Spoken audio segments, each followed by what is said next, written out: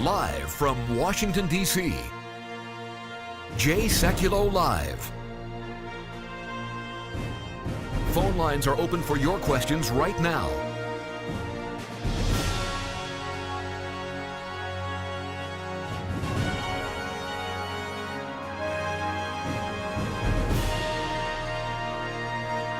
And now, Chief Counsel for the American Center for Law and Justice, Jay Sekulow. Everybody, welcome to the broadcast. And it's a good way to start this broadcast. We've got a nice win out of the U.S. Court of Appeals for the Sixth Circuit. Now, this case involved the national motto, "In God We Trust." There's been a series, as you know, a series of challenges to the national motto. We've been litigating this, my goodness, for three decades. But what's interesting here is this decision just came out late last night. Here's what we argued in our brief that was filed on behalf of members of the United States Congress and, of course, our American Center for Law and Justice and our committee to defend the national motto, which many of you were members of. I'll get the exact number. I think it was a couple 100,000 people will get that. But anyways, here's basically the four arguments we made. Number one, the national motto does, in fact, reflect the historical fact that this nation was founded upon a belief in God. Number two, the First Amendment does not compel the redaction of all references to God just to suit, in this particular case, atheists who were complaining about it. Appellants were arguing that they had a free speech claim to not have to see the national motto on coinage. We thought that was wrong. We also thought that they lacked standing to assert their claims. The Sixth Circuit Court of Appeals issued a decision today, or last night, affirming the lower court's dismissal of the case, which held that in fact, the national motto, "In God We Trust," on U.S. currency is in fact constitutional. I want to get your opinions on this, folks, because it's kind of a core ACLJ case that we've been handling these cases. As you know, I've been litigating these cases before the Supreme Court for 3 decades. And we've got now another win here. Now, I think the next stop on this one is probably the Supreme Court of the United States. We represented members of Congress. How important is it to you that we continue to defend things like the national motto? Andy Economou, Senior Counsel for the ACLJ. Andy, I go back to 1987. And or 1986-104 was our first free speech religion case at the Supreme Court of the United States, Board of Airport Commissioners versus Jews for Jesus. We did that out of your office in Atlanta in those days. That's right. That was done out of a small office on Peachtree Street in the Rhodes Haverty building, but it was a unanimous win by you, who argued the case in the Supreme Court of the United States. Logan, do you remember that office? Vaguely. You were 2 years old. Yeah, flashes. You came in a couple of times. Yeah, it was a small office, but the office, was already working. Didn't matter how small the office was. The end result, as Andy said, was a 9-0 case. You know, put that on fast forward now. It's a little bit of a bigger operation, to say the least. And in this particular case, Than Bennett, our Director of Governmental Affairs, we represented, in addition to our members, we represented members of the United States Congress. Yeah, this is one of those issues, Jay, that members of the Congress have stood with us on many times. In fact, if for people that come to Washington, D.C., Jay, and visit the Capitol, when they walk into the Capitol Visitor Center, the national motto, "In God We Trust," is emblazoned in giant 3-foot letters on the steel beam as you entered those doors. Jay, that only happened because we defended against a lawsuit alongside members of Congress the inclusion of that national motto, which the statute required. This case is very similar. It involves currency, but the bottom line, it is a defense of the appearance of the national motto in public spaces and on public items. In this case, it's currency. So members of Congress of both sides of the aisle, Jay, they have historically stood with us. And quite frankly, it's important because they're the ones that draw the statutes that in many cases, including the Capitol Visitor Center, authorize the inclusion of the motto. We've got a lot more ahead in defense of our national motto. Stay tuned.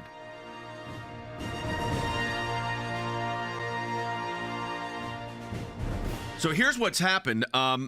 It was a challenge to the national motto, and the argument was that these individuals and atheist groups are distressed because they have to look at the coinage on the motto on our money, and therefore the "In God We Trust" is unconstitutional. And the district court said no and dismissed it, or ruled a 12B6 motion saying that ruling for the defendants. The case went to the Sixth Circuit Court of Appeals, and the Sixth Circuit said that, in fact, that the national motto, "In God We Trust," on the coinage is constitutional. Now, does that mean the case is over? No, it probably means the next stop is the Supreme Court of the United States. That's my guess on this. This is what I call a core ACLJ case. This is the kind of case we've been litigating for 3 decades, and this is a good win out of the Sixth Circuit Court of Appeals. Again, may well go to the Supreme Court, or they may take it en banc, which is to the entire Sixth Circuit. But right now, it's a nice win. This is what we do. This is the heart of what we do. This is the heart of what brought us to the table as an important religious liberties law firm and organization that we represent. People such as those who were discriminated against, I believe, the vast majority of the American people. But you know what, Jay? This is nothing new. In 1952, the Supreme Court of the United States, in a case, Zorak versus Clausen, says what has been reaffirmed in this opinion of the Sixth Circuit today. We are a religious people whose institutions presuppose a supreme being. We guarantee the freedom to worship as one chooses, but we make room for as wide a variety of beliefs and creeds as the spiritual needs of man deem necessary. And that's an important statement that was made by the Supreme Court of the United States almost 70 years ago. Justice O'Connor also made this famous statement in one of the opinions in religion case I was involved in, and said that it would be ironic indeed if a nation founded by religious refugees would sever the ties that bind it to that heritage even today. And that was in reference to under God in the Pledge of Allegiance. So these attacks go on. By the way, here's the interesting thing. So, Logan, when we signed, this tells you the power of the social media platforms we have. 120,000 people signed up for this brief when we filed it 15, 18 months ago. That petition now, or that group defending our national motto, is now up to 353,141 in just probably a year and a half or so. It's pretty amazing. And that's the power of the social media platforms. Absolutely. We're able to get the word out to as many people as we can. And the most options, like I said earlier, you can really watch us, be a part of us, follow us, really see everything we're doing, everything from our website. But that expands out to pretty much every form of social media. We promote the Facebook and Twitter and Periscope often, but we're also on Instagram. We're also on YouTube. We're also everywhere. If you get media, we're usually there. We're on TV every week with the radio show, podcast. You can find our media everywhere. All right, let's go ahead and take some phone calls. We want to know what you think about defending our national motto. Mary in Fort Worth, Texas, you're on the air. Hi, Mary. Hey, I just wanted to tell you guys that it is very important to me, and I try to send you guys $100 several times a year for this very reason, and I do not do that very often, so thank you for the fight, and thank you for the victory so far in this one, and I appreciate it. Well, Mary, first of all, thank you. We couldn't do it without the support of our members around the country, and your support keeps our lawyers engaged in all of these cases. And as you said, this is a core case, and I wanted to lead with it today. This is a good win. This is the defense of the national motto. And then here we had, and this is, I think, important here. Andy was pointing to the legal side of this, but we worked with Congress on this because these are statutes passed by Congress that became law when we talk about our national motto in the Engravement Act. So all of that allowed us not only to prepare a brief, but also to represent 120,000, now 353,000, which is just mind-boggling when you think about it, but also, members of Congress. Well, I appreciate Mary's call, Jay, because when I go to a member of Congress, whether it's the United States House or the United States Senate, I basically go to them with two things asking for their support. I go to them with our legal arguments, in this case, the brief that we are about to file. And, Jay, then I also go armed with the signatures of the people who vote for them, their constituents, people like Mary who want their member of Congress to stand with us in these arguments. And those two things have to be in alignment for that member to stand with us. And in this case, you had almost 40 members of both chambers in a bipartisan fashion stand with him. I would just quickly give a nod to Senator Langford of Oklahoma, who led on the Senate side. And then, Jay, on the House side, Congressman Mark Walker from North Carolina, who has been very involved in Pastor Brunson's case. And he now is also the chairman of the very powerful Republican Study Committee. So you're talking about some of the most powerful members of both the United States House and the United States Senate. Jay, they're on this brief because of the merits of the arguments and because of people like Mary asking them to stand with us. There's another aspect of this that's interesting. I'm seeing a number of our cases, Andy, cited in here. That a couple of cases I argued at the Supreme Court. So we're looking through the opinion here. But I think what's important here is, number one, the end result is the motto was determined to be constitutional. That's right, and that's the important thing. You have to look at what the case was all about, and that is that the motto, "In God We Trust," our national motto, has been declared to be constitutional. This is what the Supreme Court what the Sixth Circuit in this case did again, Jay, is reaffirmed what our Supreme Court has said in a case as old as 1892, Church of the Holy Trinity versus United States. And I quote, "This is a religious nation." And again in 1984, "There is an unbroken history of official acknowledgement by all three branches of government of the role of religion in American life from at least when? 1789, the foundation of the Constitution. Religion has been closely identified with our history and government. These are the statements that are the core principles that the ACLJ has fought for and the Constitution provides. Yeah, actually, the quote you read about this is a religious nation. Read that quote again, because I'll give you the rest of it. This is a religious nation is how it starts out. Yes, and then it says, whose institutions presuppose the existence of a supreme being. That's right. How the whole opinion in that particular case read. I mean, I've cited these cases for a long time, so that's why I'm not playing like Jeopardy here, where I'm going to get points for this, but I've been citing these cases for a very long time. Like I said, I've been litigating before the Supreme Court for 3 decades. I've thought about that the other day. I guess it's going into, if we get a cert grant in the case that we've got about to pen, it would be 4 decades. That means I'm an old guy. All right, go ahead, Logan. Let's take a call. Let's go to Christine, who's calling first in Utah. Hey, Christine, go ahead. Hi, I have a question. And you might have just answered it. When you said that somebody doesn't have standing, does that mean that it's already been determined by the court? No, the issue of standing is whether the person could actually bring the case to court in the first place. Now, we're just analyzing the opinion now. It sounds like they found some type of standing here, because generally these cases get dismissed on standing. This one reached the merits, and what the difference is, if it's on standing, the first question you get asked often in Supreme Court oral arguments is, what is the basis upon which the plaintiffs have a right to be in court, an Article III court, the federal judiciary? And if you're representing the plaintiffs, you argue injury. What is my injury here? Well, the injury that they were asserting was they have to see the motto on our coinage, on our money, and that's derogatory to them.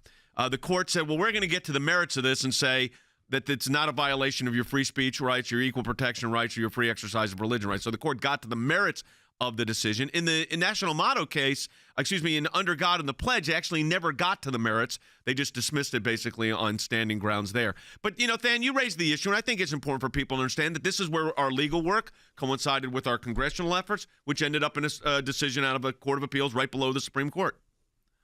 Well, and the arguments that are made that they feel physically ill, which is oftentimes what they make, Jay, is the argument that they will claim gives them standing. But we have to argue that the historical significance of the national motto means that it should exist. And I want to remind people of this. I'm going to give them a very physical example. If they come to Washington, D.C., and they want to visit the United States Capitol, they'll walk through the Capitol Visitor Center's doors, and one of the very first things that they will see is that national motto emblazoned. But, Jay, the inclusion of that motto was also sued by a very similar organization who said if our members walk into the Capitol Visitor Center and, oh my goodness, if they see the national motto inside the United States Capitol, they're going to be so offended that they're not going to visit the United States Capitol. That's, of course, a ridiculous argument. But, Jay, when the Capitol Visitor Center was constructed, they excluded the national motto for that very reason, because they were afraid of lawsuit. We had to go on behalf of our members and on behalf of members of Congress who passed that statute authorizing the inclusion to get it there. But if our members come to D.C. today, Jay,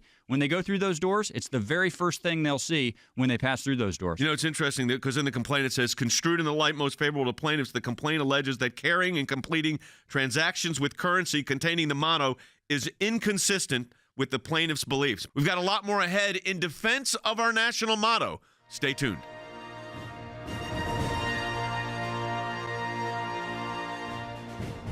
We talked about during this case that the Sixth Circuit relied on a case we argued at the Supreme Court called Pleasant Grove versus Summum. We represented Pleasant Grove on a Ten Commandments case, won at the Supreme Court unanimously. Here's a little bit about that case. Well, Ten Commandment litigation had been going on for decades and not very well. And we had this case coming out of Utah where this little town, Pleasant Grove, wanted to fight back. And this group came in to say, well, if you're going to display a Ten Commandments monument, we want you to display our monument, which was called the 7 Aphorisms, which were basically the anti-Ten Commandments monument. The idea being, if cities are forced to do this, they'll be putting them up all over the country, and cities will just remove their 10 commandments. This monument with the 10 commandments has been here nearly 40 years. The Summum want to put their monument with the 7 aphorisms right where I'm standing. To them, the issue is simple. If you allow one religious monument, you've got to allow another. Pleasant Grove, Utah urges the justices to rule that just because it considers the 10 commandments historic enough to include in a city park, it doesn't also have to allow in a monument from a recently organized church called Summum, which believes Moses was given something called the 7 aphorisms before he got the commandments. They gather inside a pyramid and practice the rite of mummification. This small band of worshipers call themselves Summum. The group, which has about 20 members, wants to donate a monument to the city of Pleasant Grove, which is near Salt Lake City, but the offer was refused. What this really boils down to is closing a back door to shutting down displays of the Ten Commandments. What the 10th Circuit did here literally threatens to undermine our celebration of American heritage in every little town and big city across the country, from the Statue of Liberty to Pioneer Park in Pleasant Grove, Utah. Some say, like it or not, they've got a right to build their monument, thanks to the First Amendment. We're talking about a public park. If we were talking about the front lawn of the City Hall, where government unquestionably controls and limits speech, that would be different. The mayor of Pleasant Grove says this is not about religion. He says the Summer Monument just didn't fit in. This park is dedicated to the history of the people, the founding of the city, and significant people that have lived and contributed to the community. I went with a very aggressive strategy. It was controversial at the time, where I said, no, look, this is the government making a decision to speak here. The government has the right to engage in an activity. If it wants to promote the Ten Commandments because it has historic significance to the community, both from a political standpoint, a moral standpoint, a religious standpoint, it's a perfect right to do it. Mr. Sekulow, when you come upon this, if somebody comes upon this monument in the park, how are they supposed to tell whether it's government speech or private speech? Well, of course, the face of it, Mr. Chief Justice, states on the face of the monument that it's presented to Pleasant Grove City in Utah County by the Fraternal Order of Eagles. And as far as a government speech, as far as ownership and control goes, under a more of a Johans analysis, different from Finley and Forbes in that context, here the government exercised control. After all, they allowed it, accepted it, and allowed it to be erected in their property. Under Utah law, all right, title, and interest to that property. Governments in the business of governing and determining the parks and the landscape of the parks make these kind of decisions. Could you imagine a group coming in saying, well, you know, since you've displayed the Statue of Liberty, we're going to demand that the United States accept our monument, same height as the Statue of Liberty. We're going to call it the Statue of Tyranny, because that's how we view America. Would the United States be compelled to display the Statue of Tyranny, or could they say, no, the government is speaking, and we believe that the United States is a beacon of liberty, and that's why we're going to display the Statue of Liberty? Or at the Holocaust memorials that are throughout the United States in those parks, are you going to have to put a statue to Adolf Hitler because some neo-Nazi group wants it? No. When the government's speaking, it can determine its message. If this opinion stands, they will now have to accept, but they will be forced to accept, the counterpoint to every statue, every monument, every memorial. A monumental decision today by the Supreme Court in Pleasant Grove City, Utah. There's a park and in it a monument to the Ten Commandments. A small religious group known as the Sunam thought the park would also be a good place to put a monument of its own, but the city said no, so the group sued, claiming it violated its right to free speech. But today the High Court said not so. It ruled unanimously that parks are not required to take every monument they're offered. I remember during the oral argument, Justice Ginsburg asking me about the Ten Commandments display, and I pointed to my right, because engraved in the Supreme Court frieze up on the wall is the Ten Commandments, Moses holding those Ten Commandments, and the words written in Hebrew. This court has a depiction of Moses holding the Ten Commandments in the frieze of the courtroom with words written in Hebrew. That's not an endorsement of the religion or of the commandments, it's representative of a history. And I said, you know, basically, if it's good enough for the Supreme Court of the United States, it certainly is good enough for Pleasant Grove. And 9 justices agreed with us. It was a great decision and a great result. It's rare you win a Ten Commandments case, and it's even rarer to win it unanimously, and we did, by God's grace. It was a great victory, still is. You know, Jay, it brings me back to one of the things that we said in our brief in the Sixth Circuit, and that is we quoted the Mayflower Compact. This was the first document, 1620, 400 years ago, Jay, when we sat down and the colony in Northern Virginia was put together. The Mayflower Compact was the first document that sort of put together what the society was going to be like in the New World. And what does it start by saying? That William Bradford drafted. It starts as follows, not with anything else but this: in the name of God, amen. Yeah. We whose names are underwritten, and then it goes on and says, for the glory of God and the advancement of the Christian faith, honor our king and country, and in the presence of God do covenant and combine ourselves in a civil body politic for better ordering and preservation of the ends aforesaid. So this nation has been founded on the belief of a deity, a supreme being, and God, and we have defended and promoted that. The Sixth Circuit today has reaffirmed that. All right, let's go ahead and take another call. We're taking your calls at 1-800-684-3110. Also, they says plaintiffs also argue that the currency statues are facially discriminatory because the motto plainly associates the United States with monotheism. Again, the court said that was not a basis upon which the motto would be deemed unconstitutional. Go ahead, Logan. All right, let's take some calls. Let's go to Terry in Georgia on line 2. Hi, Terry. Hello. Hey. Thank you for taking my Sure. call. My question, Jay, is, and you may have already answered it in the last segment, but I'm not really for sure. This is District 6 that you guys just Sixth won Circuit. in. Yep.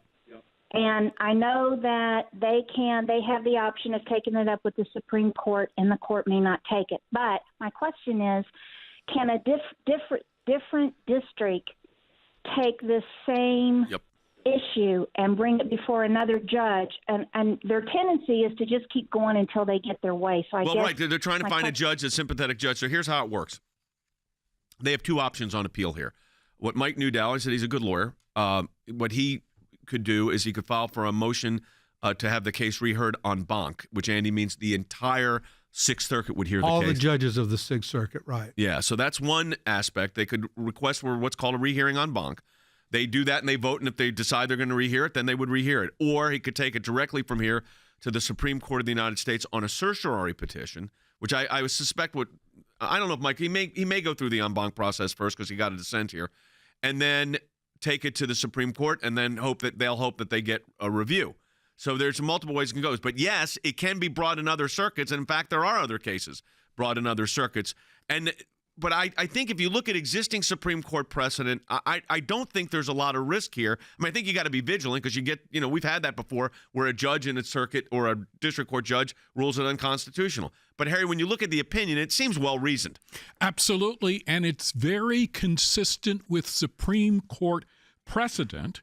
In essence, the plaintiffs in this case are asking the courts to do exactly what the Supreme Court warned against in the Zorach case. That is to prefer atheism over religion, even to the extent of censoring the historical fact that the United States was founded upon a belief in God. So if you look at the Mayflower Compact, the Declaration of Independence, and the Gettysburg Address, they all contain religious references substantiating the fact that America's institutions presuppose a supreme being.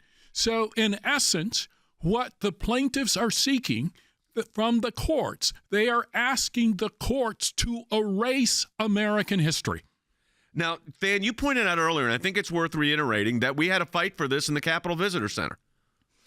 Yeah, we've had to fight for it in a number of cases. The Capitol Visitor Center was a unique one, Jay, because while so many of these cases involve the interpretation of statutes, including the National Day of Prayer and the national motto, both of which we go back to Congress and ask what they meant. In the Capitol Visitor Center case, Jay, they were challenging a statute that Congress had just recently passed. So you had the sitting members of the U.S. House and the sitting members of the United States Senate that had passed a law instructing the architect of the Capitol to include the national motto's inclusion, and then that did not happen. So we were able to go back to Congress and ask the very members who passed the statute what they meant by it. So the brief that we filed in that case carried a lot of weight. It was cited heavily in the decision that came down. And again, Jay, that is why it is now included when you walk through those doors of the Capitol Visitor Center. But Jay, I would say this, even in the cases of the National Day of Prayer or the national motto, when you go back to Congress and ask them, hey, what did you mean when you passed that statute? That carries a lot of weight when you present that to the court. Well, that's going to do it for the broadcast this week. Defending the national motto, In God We Trust. Nice victory out of the U.S. Court of Appeals for the Sixth Circuit. And again, as we always say, thank you to our TBN viewers. Because of your support of TBN, we're able to come to you each and every week. No cost for the airtime to the ACLJ, and that makes a huge difference. So we can fight cases just like this one. We'll see you next week.